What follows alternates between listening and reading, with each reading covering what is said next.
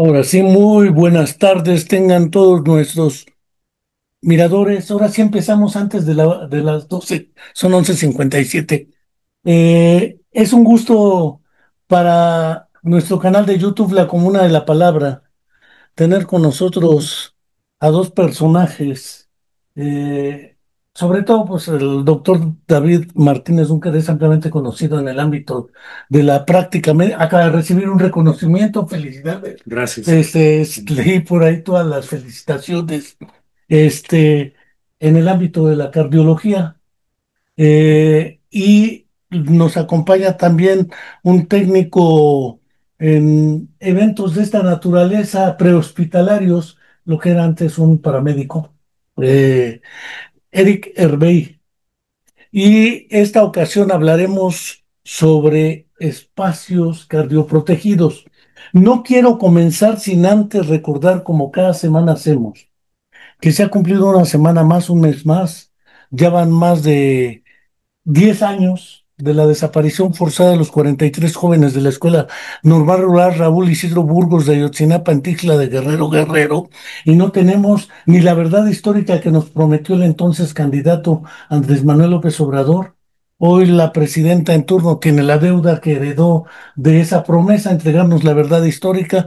La única verdad que supimos oficialmente es que la que dio Jesús Murillo Caram era una mentira histórica, pero más allá no se sabe bien a bien, y mucho menos se ha hablado de justicia transicional y de cargos contra responsables como el gobierno del estado de Guerrero, que en ese entonces presidía Ángel Aguirre Rivero. El presidente municipal de Iguala luego lo agarraron, pero el de Cocula, Chilpancingo y las policías que participaron, más el Ejército Federal, que tiene en Iguala un batallón muy importante y un espacio, pues tampoco se ha visto claro. No quiero tampoco dejar de enviar un fraterno saludo a Angélica Rodríguez Monroy, mamá de Viridiana Anaid, alumna de nuestra Facultad de Psicología, que no pudo terminar la carrera porque fue desaparecida hace más de 3 años, 13 años, en contra de su voluntad. Vaya un fraterno saludo a Angélica Rodríguez, y pues seguramente este sábado habrá marchas por el Día de los Desaparecidos, tanto aquí en Cuernavaca como en otros lugares.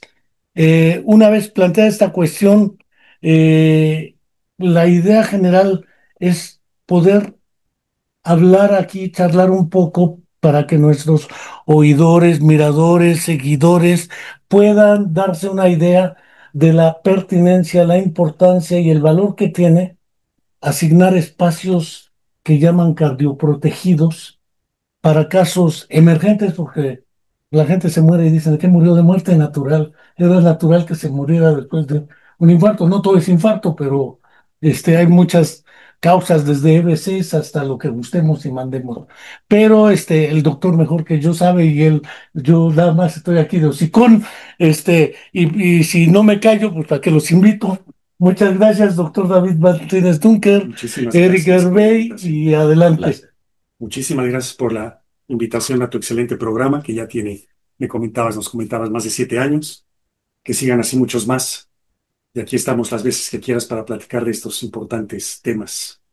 Actualmente, pues el tema que nos acata es el de espacios cardioprotegidos.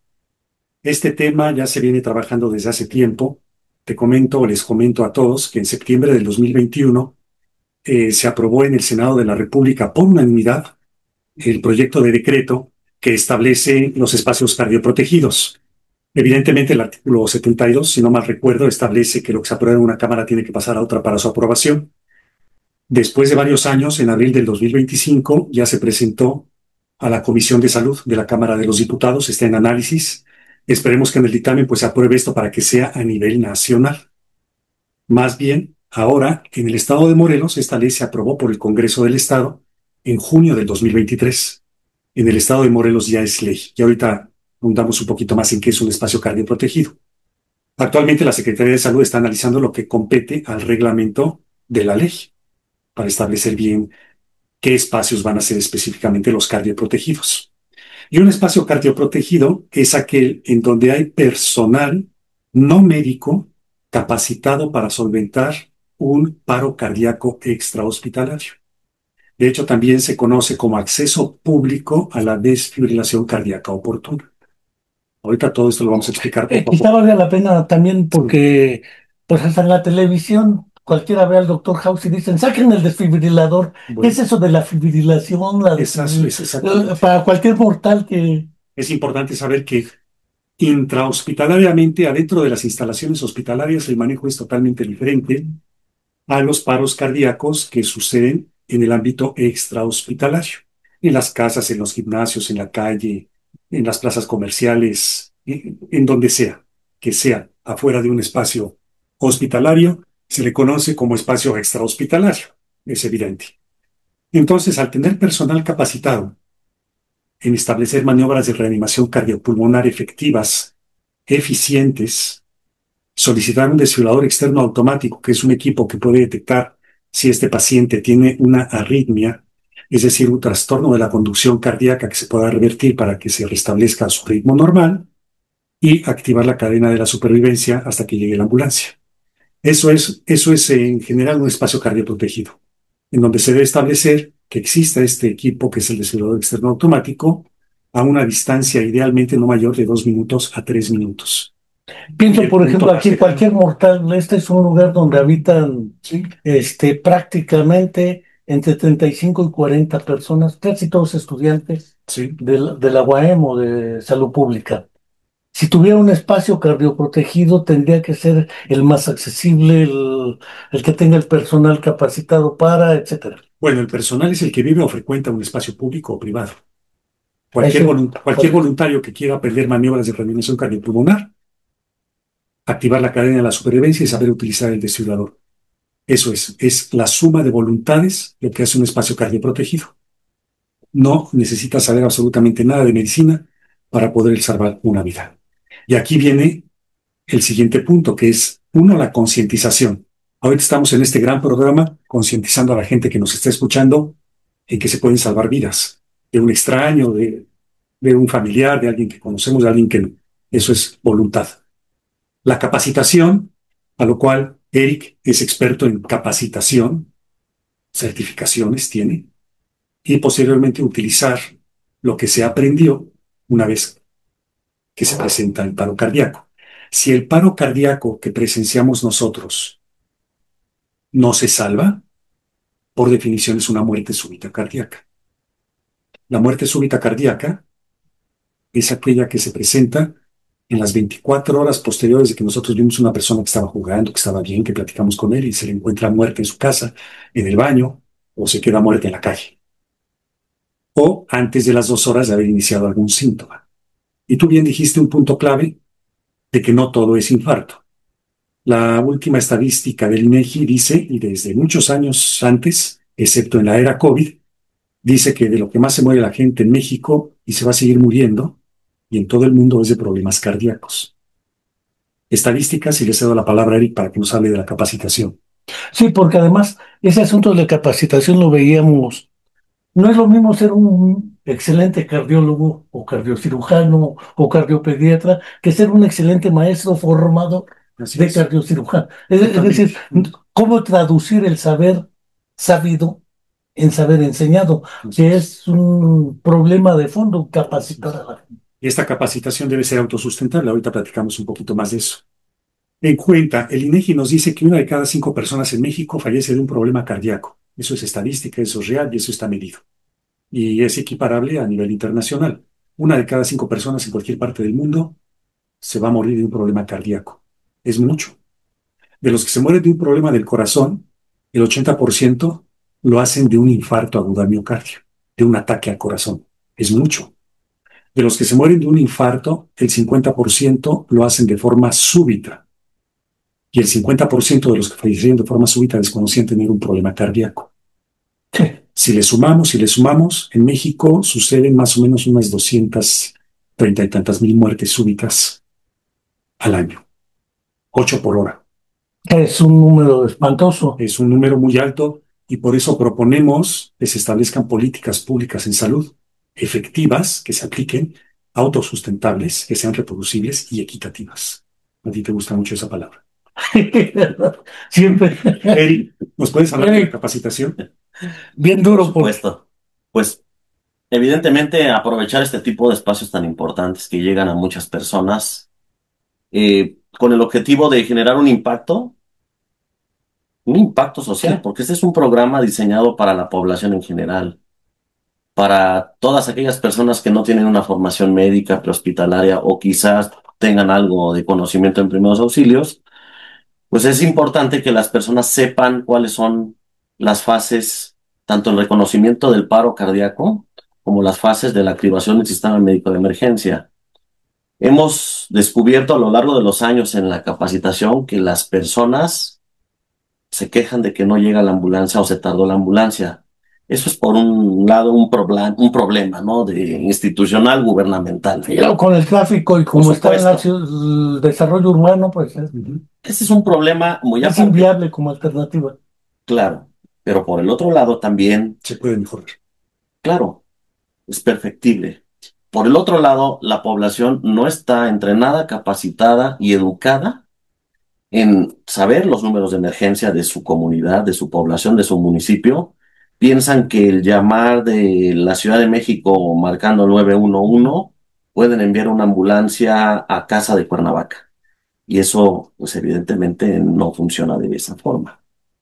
Entonces, la población tiene que ser capacitada, tiene que ser educada, tenemos que llevar a cabo programas considerando las cuestiones académicas de la persona, las cuestiones sociales, las creencias también tienen mucho que ver. Y en relación a todo eso, nosotros hemos diseñado y tratado de llegar a todo tipo de población para que aprendan cómo pedir una ambulancia, evidentemente cómo reconocer un paro, cómo pedir una ambulancia de acuerdo a las zonas, comunidades, municipios, estados y cómo realizar las maniobras de reanimación cardiopulmonar, considerando la diferencia entre un lactante, un niño, una niña, un adulto mayor, un hombre o una mujer. Hay ciertas características, en cuestión de procedimientos no cambia, pero hay ciertas características que son un parteaguas en la reanimación cardiopulmonar entre un hombre y una mujer, por el hecho de ser mujer. Con el hecho de que un hombre vaya a dar reanimación cardiopulmonar a una mujer, no, pues hay cierto limitante en un momento dado, si no tiene un entrenamiento profesional, claro, en decir, oye, pues yo necesito que al menos esté otra mujer presente para que vea que la reanimación cardiopulmonar que yo voy a realizar es de manera correcta, ¿no? No, y Con además hay respeto, una dimensión ético-moral, supongo. por supuesto. Entonces, estamos trabajando en eso, estamos trabajando en la capacitación de la población. Es un conjunto de algoritmos, procedimientos y fases que las personas deben de aprender, memorizar y practicar para poder llevar a cabo una reanimación cardiopulmonar exitosa. Una especie de diagrama de flujo, Es una ley, empezando exacto, por el primer cuadrito que mencionaste, el de lo que reconocimiento. sería el reconocimiento. ¿Cómo me doy cuenta de que alguien se infartó y no que tuvo un EBC, por ejemplo? El EBC tiene sus características, pero cualquier mortal ve que la persona se cae, pierde la conciencia o el conocimiento, y entonces ahora sí, ¿cómo sé? Desde la coloración, respiración, ritmo cardíaco, qué sé yo, todo eso, ¿cómo le hace uno para identificar y diferenciar una causa de otra? Claro, de hecho, ese es el primer eslabón de la cadena de supervivencia de la Asociación Americana del Corazón. Es el reconocimiento del paro. Evidentemente, la persona debe de estar, cae inconsciente, empieza la cianosis, Es decir, se pone se morado. pone morado, Ujú. la palidez por falta de circulación, el estado de conciencia, no me responde y me escuchas, te encuentras bien, no hay respuesta, verificamos pulso y respiración, si no detectamos pulso y respiración, entonces asumimos que es un paro cardíaco. Y empezamos con la siguiente fase, que sería la activación del sistema médico de emergencia, que vaya a pedir a alguien una ambulancia y empiezo con las maniobras de reanimación, que son una técnica en específico ya diseñada. Y a su vez, ahora con esta tendencia de los espacios cardioprotegidos, se adiciona el uso del desfibrilador para personas que no tienen un entrenamiento médico, que eso es lo que estamos impulsando nosotros. Sí, cualquier mortal vemos un programa de televisión, aparecen los médicos, sacan una máquina. Aléjense, ahí va, ponle tres, cuatro, no sé. Y cuando uno ve este aparato no funciona así, supongo. Así. Supongo que la lógica es otra. Y entonces a veces las redes nos ayudan como que a identificar cosas, pero también nos engañan espantosamente y creemos que cualquier mortal podría hacer eso y no. Y creo que no necesariamente. Ya al final tocaremos el asunto de si chinos o no chinos, porque ahorita todos van contra China, pero yo no sé cómo le hacen allá que tienen casi la mitad de la población del mundo y lo enfrentan con sus recursos, no creo que los enfrenten. Pero ya son problemas de mercado y Así demás, es, como pasó con las vacunas en el COVID. así es. Pero fuera de ello, el primer punto es identificar qué es un paro cardíaco y no es un evento vascular cerebral porque hay pérdida de conciencia, en ambos casos puede suceder, pero en los otros también hay problemas de lenguaje, articulación, el otro ya ni habla, ya no tiene con qué, Inconsciente sí, completamente. la reacción a lo que gustes y mandes. Ya que se identifica, ¿cómo se toma la siguiente decisión? Sí, bueno, ya una vez identificando que la persona está inconsciente, no tiene pulso, no respira, es un paciente grave, pedimos ambulancia e iniciamos el procedimiento de reanimación cardiopulmonar, que consiste en lo siguiente: exponer tórax con dos propósitos. Uno de ellos es visualmente ubicar el sitio de compresión, que es el esternón, manos entrelazadas, brazos completamente rectos del rescatador. Evidentemente el paciente tiene que estar sobre una superficie rígida y plana. Claro, Si está en una cama, lo bajo a piso y ahí. Si va en una ambulancia o está en un hospital, bueno, se coloca tabla torácica o camilla rígida para que la superficie sea una rígida y con eso evitemos la ruptura de costillas y a su vez también generemos una adecuada perfusión cada vez que yo comprimo. La, perfusión, la perfusión sanguínea, que la sangre fluya. que la sangre llegue. El oxígeno llegue a todos los lugares del cuerpo. Digo, perdón por las preguntas, No, sí, claro, pero uno es ignorante y eso de perfundir los que lo vimos en la escuela, pues lo vimos, claro. pero los que no, no. Luego, Sí. Y entonces empezamos la compresión torácica. La compresión torácica debe de llevar un ritmo, una velocidad y una fuerza de compresión, así como el sitio de ubicación, que es esternón. La fuerza de compresión torácica con las dos manos, ya con el rescatador posicionado, debe de ser de 5 al menos, máximo 6 centímetros del tórax, y debe de permitir una expansión torácica entre una compresión y otra para que éste a su vez genere un buen bombeo cardíaco y a su vez genere una buena circulación adecuada. La circulación va a hacer llegar la oxigenación y vamos a mantener al paciente entre la vida y la muerte porque estamos generando pues esa estimulación externa cardíaca gracias a la compresión. según escuché en la entrevista que recientemente les hicieron a Radio UAM, Ujú. mencionaste algo que me pareció insólito. A cualquier mortal le parecería insólito. El ritmo. Y creo que hablaste de una pieza de rock o una canción que es más o menos el ritmo que debe llevar, porque ese tipo de referentes también ayudan al que está actuando ante la emergencia. El ritmo, con qué ritmo, velocidad, fuerza, presión? Sí, hay métricas de medición y hablan de el ritmo o velocidad de la compresión debe de considerarse que de 100 a 120 compresiones dentro de 60 segundos. Por minuto. Ujú. Todo es medición en 60 segundos, en un minuto. Entonces, el mínimo de compresión es 100 y el máximo de 120 compresiones dentro de un minuto, considerando que la compresión torácica permita la expansión torácica de regreso.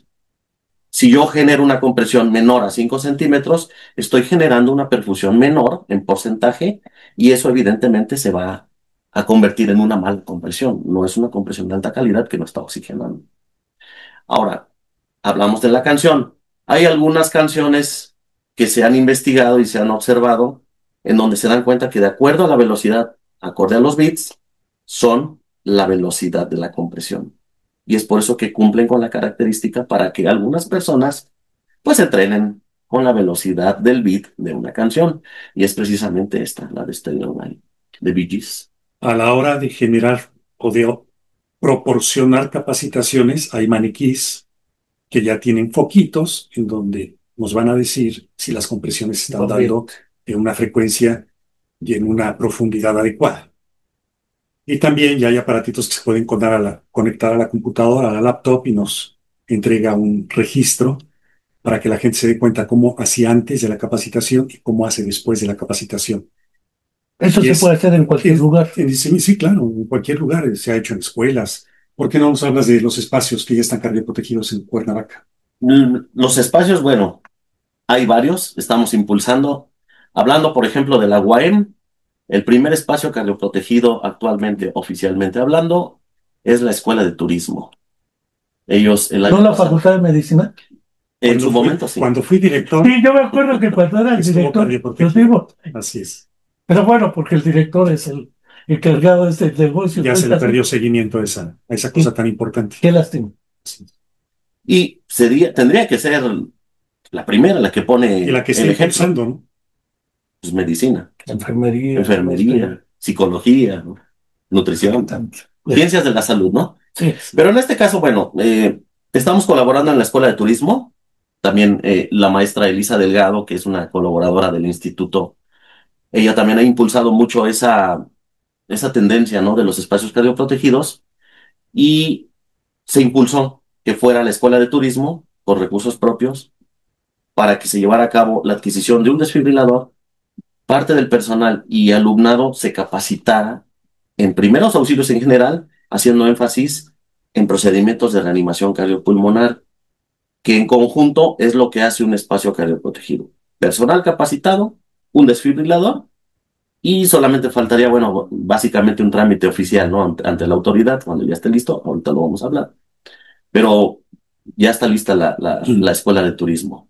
También algunas sedes del ayuntamiento, bueno, todas las sedes del ayuntamiento de Cuernavaca son espacios cardioprotegidos, la Casa del Adulto Mayor, el DIF Cuernavaca, Tesorería, Papagayo, y en algún momento se mencionó por parte del presidente municipal que se diera a conocer que el ayuntamiento de Cuernavaca tiene El mercado. el mercado Adolfo López Mateo. El También Instituto Nacional de Salud fuimos a Pública. capacitar. Ujú. Este, El yo, Congreso del el Estado. Congreso del Estado.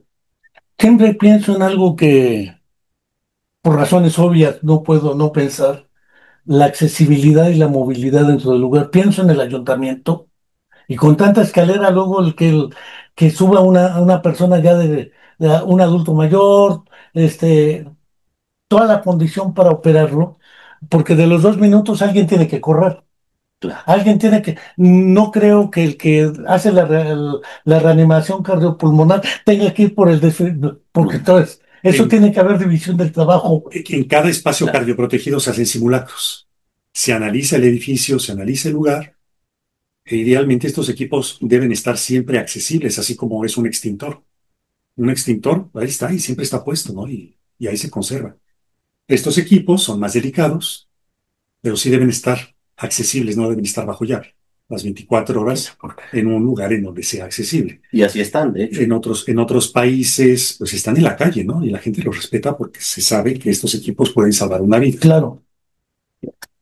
Gracias. Ahora, el equipo, bueno, ya depende también de la COFEPRIS y de Totalmente. ciertas cuestiones Exactamente. administrativas, pero más allá de lo administrativo, casi todos los tan chinos, turcos, rusos o estadounidenses, eso ya es un pleito de mercado y de mercadeo. Totalmente. En sus lugares de producción generalmente cumplen mínimamente la función Totalmente. para la que está hecho, ¿no? Y también se promueve, y en el reglamento existe, que deben ser equipos aprobados y certificados por COFEPRIS. Que idealmente son japoneses, americanos, suizos, ¿no? Son los que realmente funcionan. Sí, que garantizan en el momento de una desfibrilación, que ahorita lo vamos a tratar. Y volviendo al tema, en relación, comentaban en el ayuntamiento que se diera a conocer que el ayuntamiento estaba completamente cardioprotegido con el propósito de que si en algún momento algún vecino o alguna ambulancia, porque sabemos que hay ambulancias Va que no pasando tienen, por- que no tienen equipo, y tuviera la necesidad de un desfibrilador, el ayuntamiento tiene accesibilidad para el uso de este equipo. Tiene disposición para en un momento dado prestarlo para que se utilice para un buen fin que es, pues, salvar la vida de una persona. Sí. Así es. Y, Lo cual no quiere decir que no se muera después por otra razón o que no reanime. Es el momento. Claro. Ahorita vemos un poquito de estadísticas.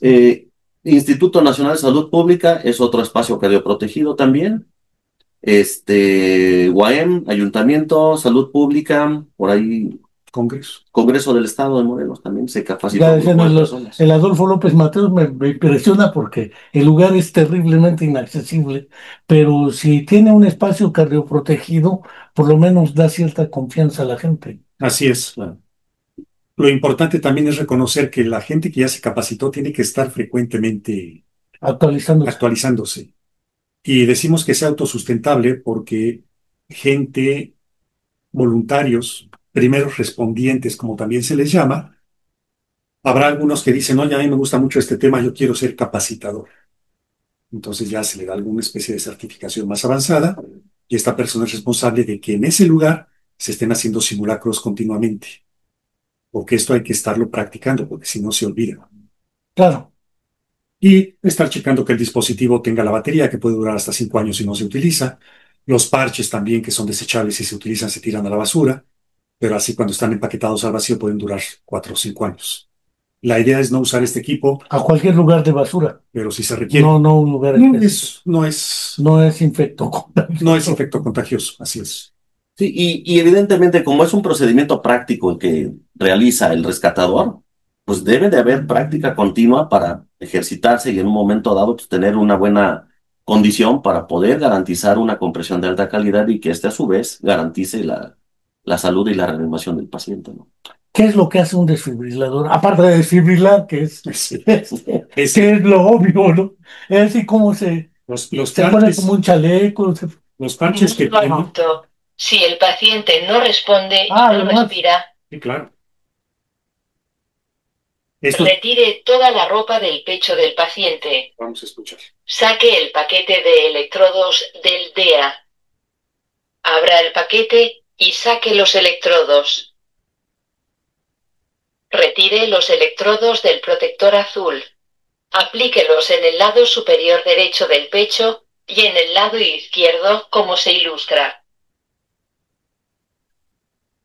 El equipo se va a quedar dando vueltas Retire los electrodos del protector azul. porque no va a escuchar, no, Apúntelos en el lado superior derecho no va a del detectar pecho ningún y ritmo en el lado cardíaco ahorita. izquierdo, como Claro, se Le ilustra. va a cegar con su loop. sí, Hay parches para adulto y parches Retire pediátricos. los electrodos del sí, porque protector si azul. al tener los Aplíquelos en el lado electrodos, ya superior. Así es. cuando los tiene, puede detectar el nivel mínimo. Es como una especie de electrocardiograma o de Está electroencefalograma, electrocardiograma porque es a inteligente nivel del cuero cabelludo. es AED, Automatic External Defibrillator, desfibrilador externo automático. Estos equipos, gracias, detectan el ritmo cardíaco del corazón. Cuando una persona cae en un paro cardíaco súbito extrahospitalario, cuando es un problema derivado del corazón, el ritmo que habitualmente hasta en un 80% de las veces es detectable es una fibrilación ventricular. También puede ser una taquicardia ventricular sin pulso. Por taquicardia entiendo que el corazón se acelera. El corazón bata. Una fibrilación es un ritmo totalmente asincrónico. Una taquicardia ventricular es un ritmo sincrónico, pero va tan rápido, 250, 300, 350 latidos por minuto, que no genera un bombeo, ¿correcto? Oh, Estos equipos detectan ese ritmo, automáticamente dice que no toques al paciente, que se separen todos, y hay algunos en donde se tiene que apretar un botón y hay unos que automáticamente lo hacen.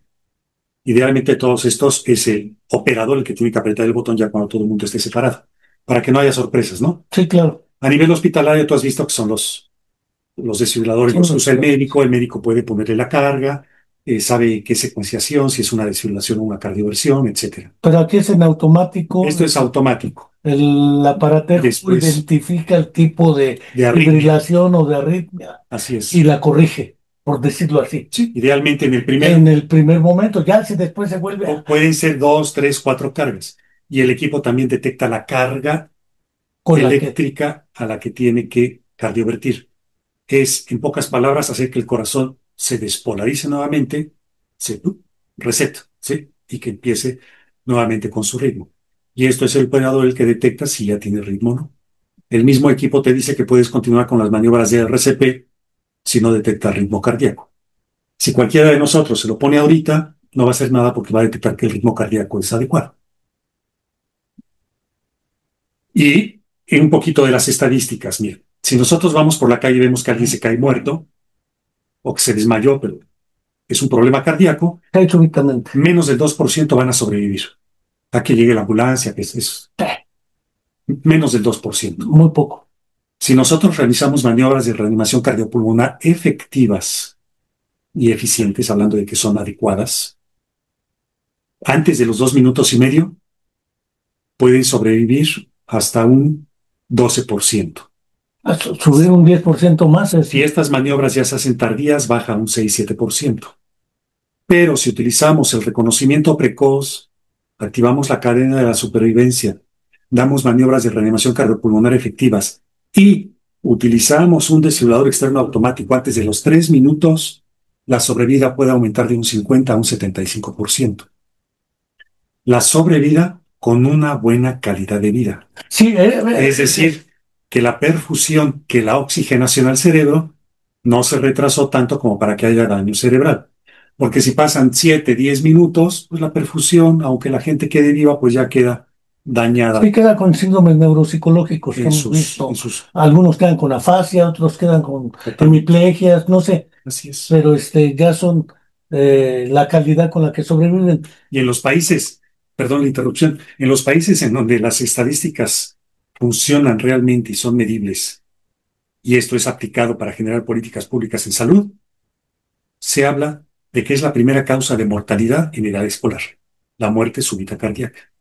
Y habitualmente se da cuando se está haciendo algún tipo de deporte. La ley en México dice que un espacio cardioprotegido es aquel en donde frecuentan o habitan de forma estática o dinámica 1.500 personas. Idealmente el número debe ser 500 como internacionalmente se mide. En donde vaya más de 500 personas de forma dinámica o estática debe haber un desfibrilador. Plazas comerciales, cines. La excepción es en cualquier lugar en donde se haga cualquier tipo de deporte. Debe haber más. Deporte de entrenamiento o deporte de forma eh, De alto rendimiento, digamos. de alto rendimiento o solamente de forma eh, particular, de forma, ¿cómo se llama? ¿Cómo fue la palabra? Que lo haces por diversión, pues. Sí, O sea, amateur, ¿no? Sí, sí. Amateur, no tan profesional. Bueno, se ha visto en las redes sociales como en los gimnasios, la gente se cae muerta y no saben qué hacer. Por redes sociales. En los maratones también, los maratones deben ser cardioprotegidos. Tuvimos la oportunidad de cardioproteger aquí en Cuernavaca un maratón que se realizó el año pasado, en donde la estrategia es delimitar frecuentemente desfibriladores con gente capacitada que pueda reconocer algún evento. un espacio cardioprotegido, ¿cuánto personal mínimo debe tener? Porque es voluntario el personal, no es un personal asignado, sino es un personal que voluntariamente dice me integro al equipo de salvamento de emergencia. ¿Con cuántos puede operar esta posibilidad de espacio cardioprotegido? Desde una persona. Y si hablamos de una institución pública, privada, un negocio, al menos el 30% de esa población debe de estar capacitada en procedimientos de reanimación cardiopulmonar con uso de un desfibrilador. Y entenderse que la capacitación implica que la gente sepa cómo actuar. No todos van a ir corriendo por el desfibrilador.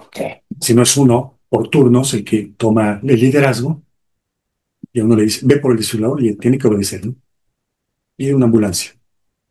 Mientras yo estoy liderando, estoy haciendo maniobras de reanimación. Es un trabajo en equipo. Sí, el entrenamiento, cuando se dispone el entrenamiento para un grupo de personas, ya se hacen ciertas dinámicas en donde se les pone roles de trabajo a cada quien y en relación a la colocación de cada persona sobre el paciente, ya sabe quién tiene que hacer de acuerdo a donde se posicione. Si yo me quedo parado, yo tengo un teléfono en la mano, entonces yo me voy a encargar de activar el sistema médico de emergencia.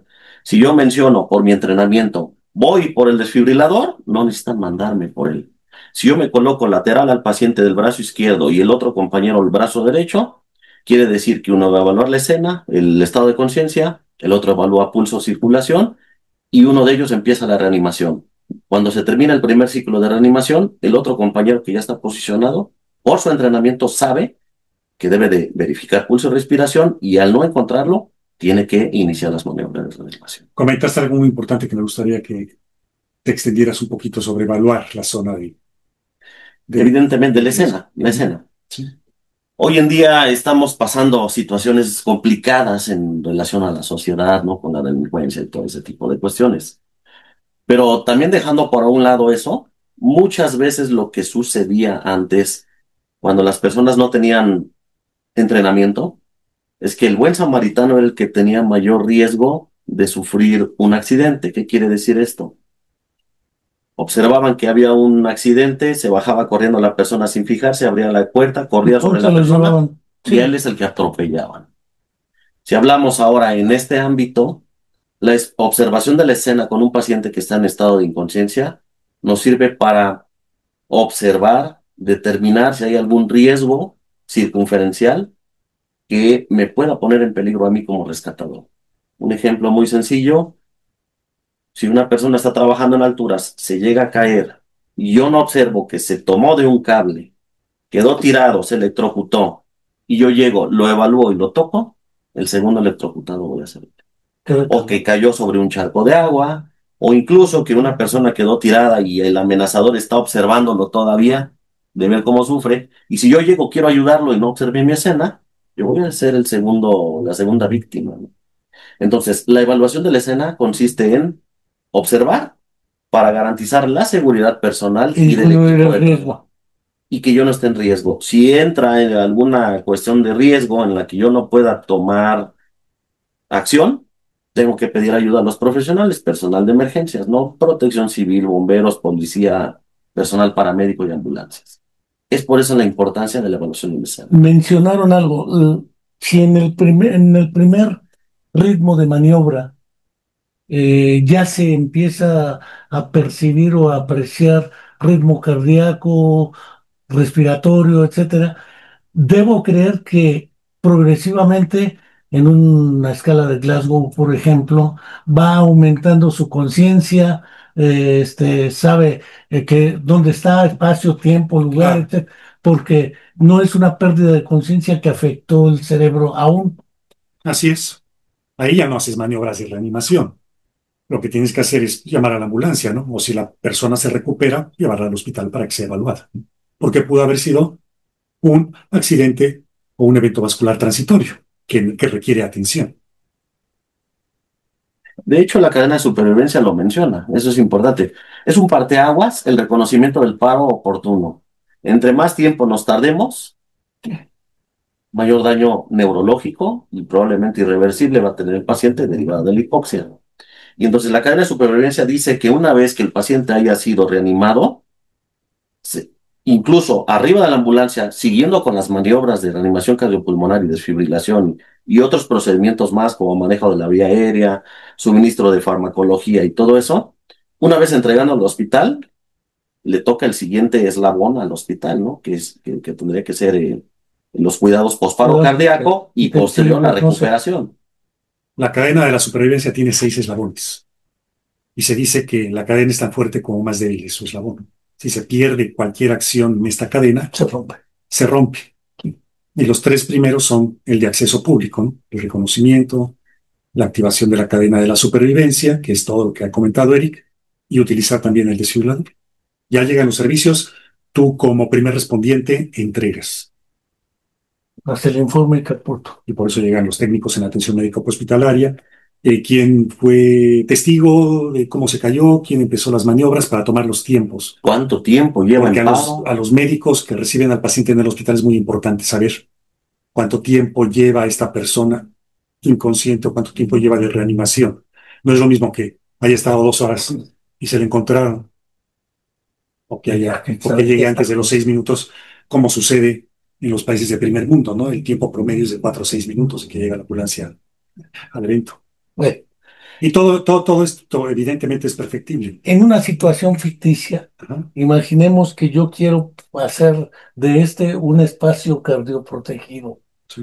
Tengo que invertir en el Ahor- aparatejo. Ahorita es porque está el desfibrilador. Sí, no, claro. Y está Eric que sabe Sí, reconocer. pero esto implicaría capacitar a alguien. Claro, Pensar, por ejemplo, en Carolina, mi asistente, claro. pero el problema de alguien se capacita, el aparatejo debe costar una cantidad N de pesos, que siempre el costo contra el beneficio sigue siendo mayor el beneficio. Se hizo un estudio, y esto es totalmente demostrado, es más barato un desfibrilador externo automático que la sensibilidad y el costo que significa levantar un cuerpo de la calle, por todas las horas hombre, todos los costos operativos que se requiere. En Y una promedio, vida no tiene precio, no, total de costos. ¿Sí? Pues, digo, depende de marcas, es como todo, ¿no? sí, sí, sí, pero Pero, por ejemplo, este que nosotros manejamos en la ambulancia tiene un costo alrededor de 60 y tantos mil pesos. Y tiene, y no es de los más caros no, precisamente. hay algunos Yo más me caros compro un incluso. aparato ortopédico y me cuesta ya 15,000, Sí. más una silla de ruedas, otros sí, ya son 20,000. Es decir, visto en proporción, 60,000 pesos no me parece Para una exagerado. vida, ¿no? Incluso tiene garantía de muchos años, nos garantiza muchas desfibrilaciones, es decir, por ejemplo, este dispositivo con esa pila me garantiza 300 descargas. 300 descargas y tendría que sustituir los parches por cada Lo cual no evento. quiere decir que sea 300 personas, porque yo supongo No, que una persona puede necesitar, De 1 a 3 va, descargas o ninguna. digo, para que no nos sintamos en que si pero son 300 descargas, algo 300. No, idealmente lo que personalmente debemos hacer es, ya se utilizó, tiras los parches, le pones unos nuevos y cambias las baterías, que no deben costar más de 800, 1,200 pesos. no, y se consiguen Bueno, fácilmente. en este sí es más Más caro, hay caro. otros más baratos, pero esta pila tiene una garantía por la marca, es japonesa, que garantiza 300 descargas, al menos en 4 años. Y tiene sensores que detectan y te empieza a avisar, Sí, y como los detectores de humo, ¿no? no, Que y ya lo que se me va acabando la parece, pila y detecta. si ya tengo capacitación y aparte el aparatejo me está guiando, coloque, Es muy quite fácil. el azul, es mucho más práctico manejar esta serie de espacios en términos de inversión de política pública.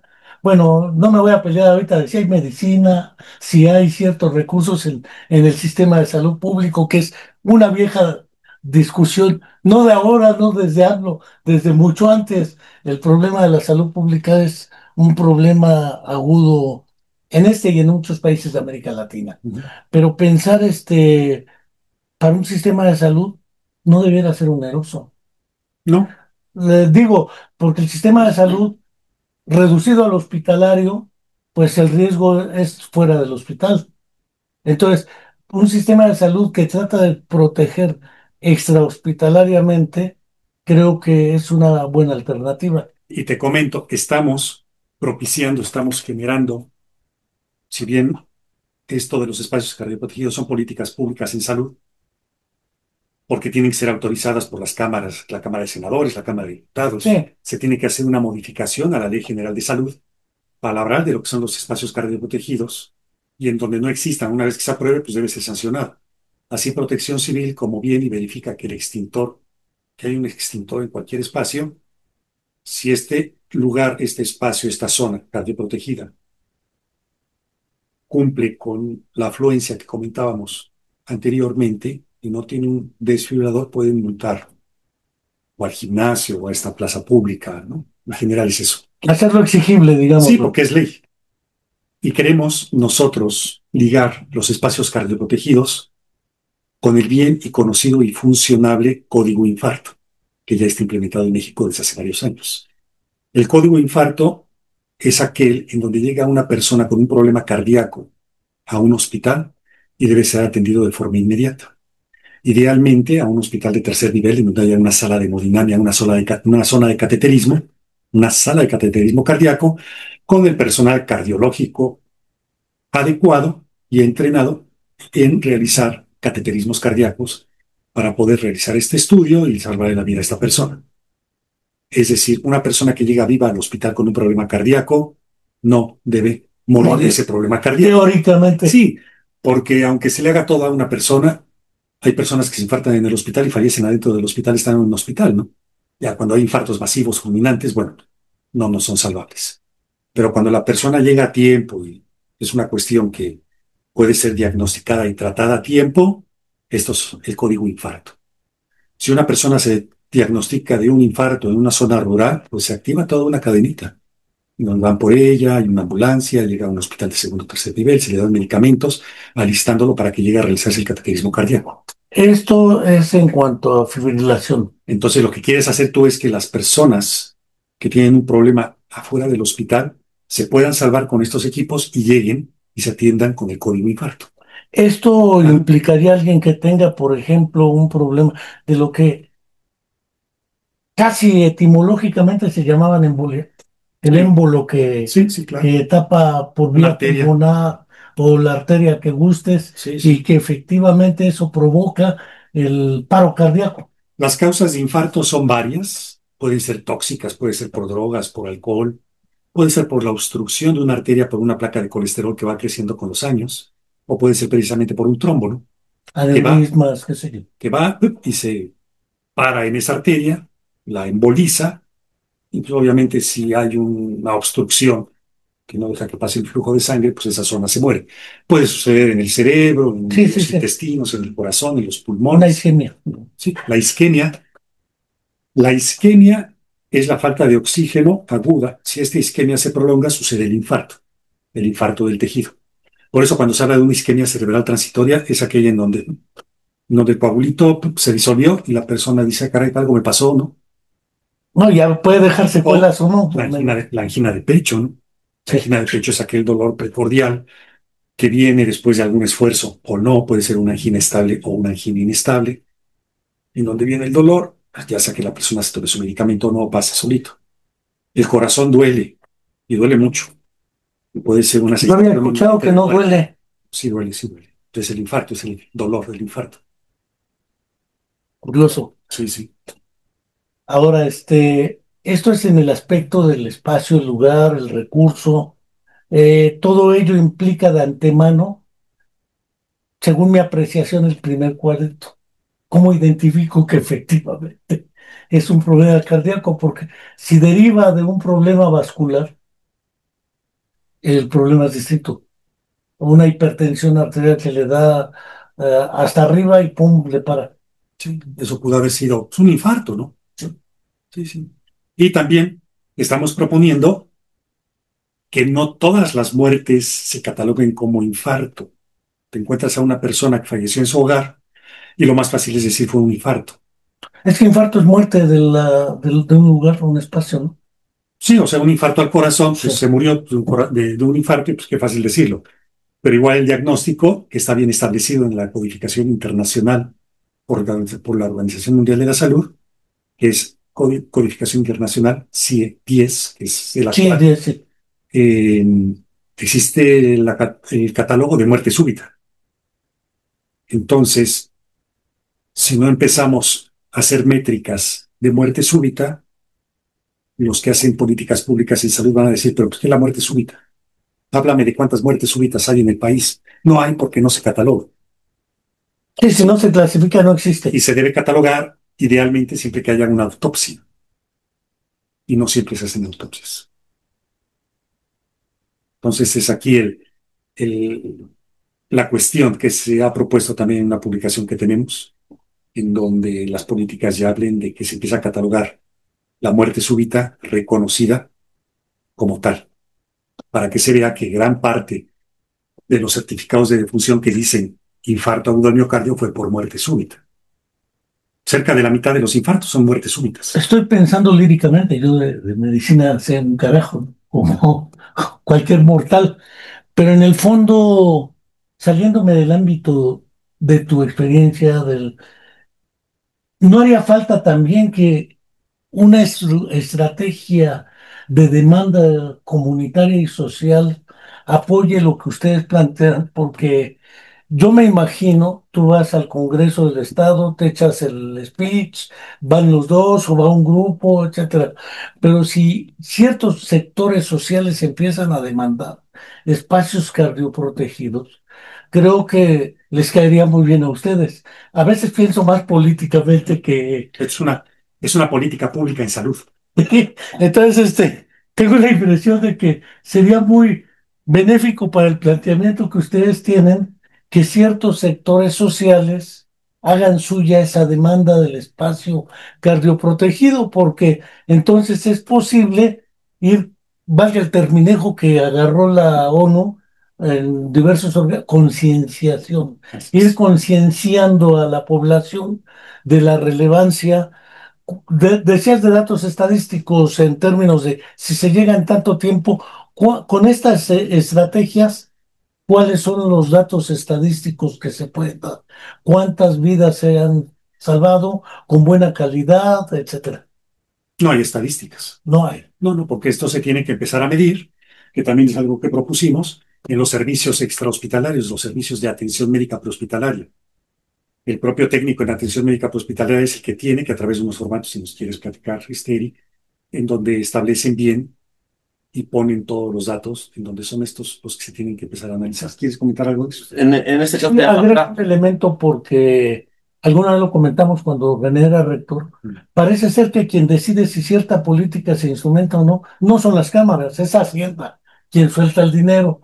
Para soltar el dinero que requiere un proyecto de estos, luego les hacen la pregunta, ¿y qué evidencias hay Claro. de que efectivamente esta estrategia, en qué porcentaje, no sé, qué sé yo? Todo este análisis se presentó en el Senado, se aprobó por unanimidad. Todo este análisis actualizado está en la Cámara de Diputados, en la Comisión de Salud. Entonces, hay análisis, hay estadísticas reales y factibles, ¿no? O sea, no se lo están sacando de la manga. No, no, claro que no. ¿Y cómo funcionan los valores, Esteri? Bueno, en este caso, sí hay documentos médico-legales que manejamos, denominado formato de registro de atención prehospitalaria.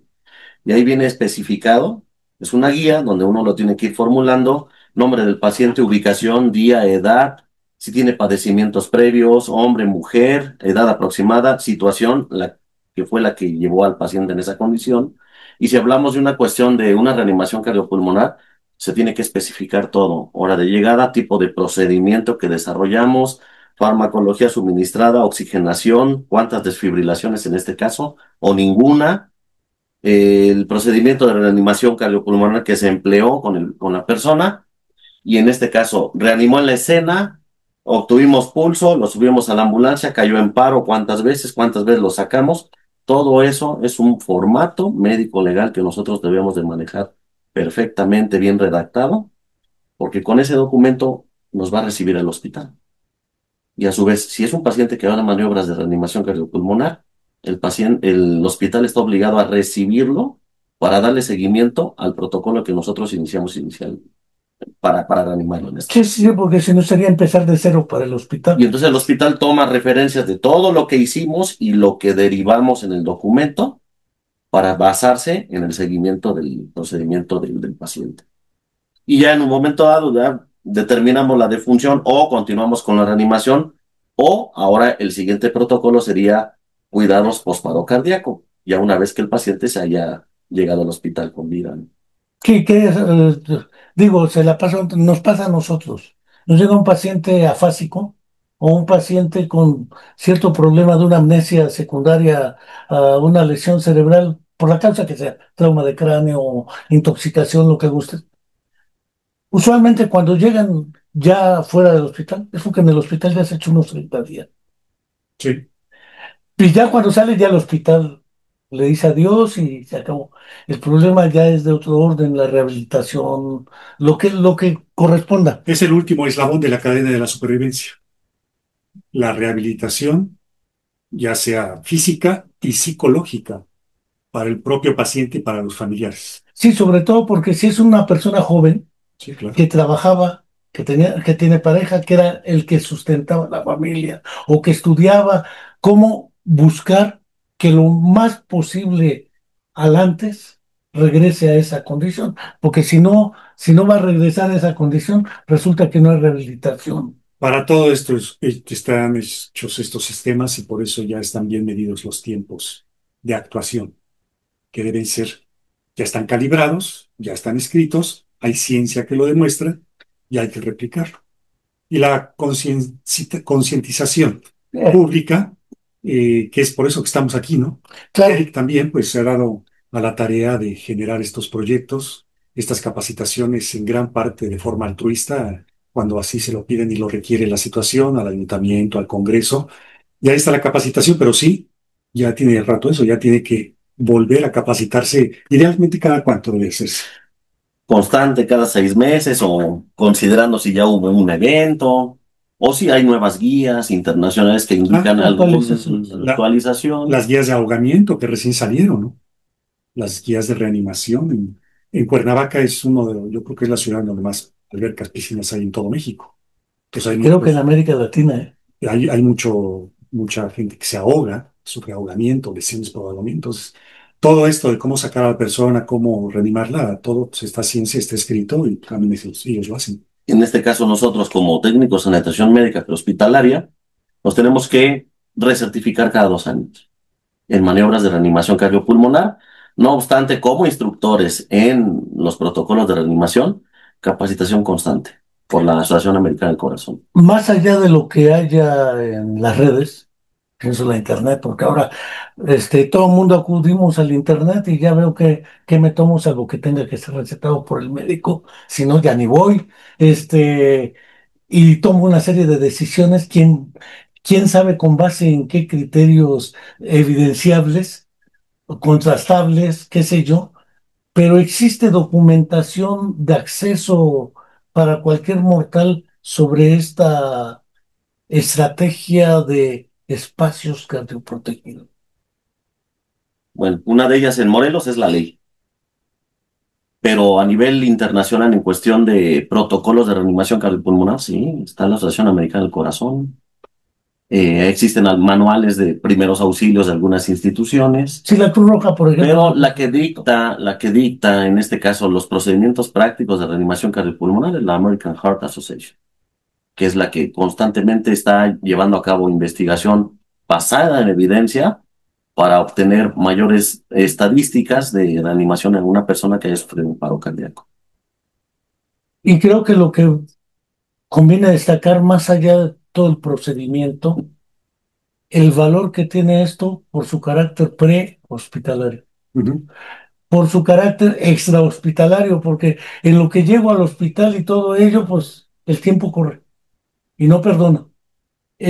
Un recurso como un espacio asignado para tal fin, con el apoyo de ciertas personas que lo hacen voluntariamente, porque me imagino que ustedes, como San Simón del Desierto, han estado por muchos lados, pero no sé cuántos más anden así.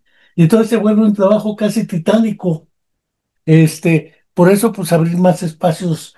Digo, la Comuna de la Palabra no tiene un volumen de gente que lo siga, que no, pero sí tenemos un buen nivel de seguimiento y esto de alguna manera les ayuda a ir saliendo de esa idea. Yo oí las dos entrevistas que les hicieron Sí, y de ahí dije, no, pues hay que abrir el espacio así porque es. es importante ir ayudando a la concientización o concienciación, dice ahora Sí, los las organismos, dos son correctas, así es. y y asumir que vale la pena.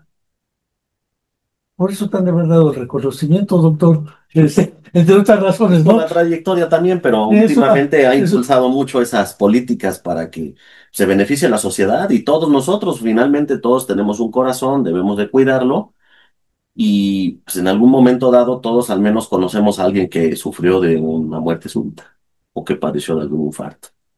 Entonces, básicamente, pues esta es información para todos y todas. Y ya desde el punto de vista médico, clínico, si tienes algún familiar que sufrió una muerte súbita, te tienes que checar tú también, porque hay enfermedades que son genéticas, sí que tienen vínculos que tienen de vínculos. alguna Por eso, manera. cualquier persona a cualquier edad que quiera hacer un deporte de entrenamiento de alto rendimiento tiene que estar checado del corazón. Lo básico es un electrocardiograma. Y cualquiera que como cualquier mortal como uno tiene diabetes, hipertensión, pues también regularmente estarse checando, ¿no? Porque Son enfermedades que aumentan el riesgo de un infarto. Y tocaste un tema importante que igual puede ser tema para otro programa completo, que es el riesgo de la automedicación. sí, porque bueno, uno va aprendiendo, ¿no? ¿A qué analgésicos tomar? Porque Yo, pues, por dolor crónico, yo tomo ya ahorita ando a puro tramadol y desquetoprofeno, porque es el único que medio me aliviana. Pero me decía el médico, te vas a volver adicto al tramadol, digo, bueno, uno es adicto a muchas cosas, ya a los 70 años uno se puede volver adicto al tramadol, pero fuera de ello el problema es la automedicación y su riesgo. No, sí, sí, no. Y la venta indiscriminada de medicamentos sin ninguna restricción, ¿no? En las farmacias. Medicamentos que deberían ser de acceso solamente con receta. Pero bueno, Pero eso es ese es el otro, abuso. eso sería otro, harina de otro costal. Y Así podemos es. tener otro programa, ¿eh?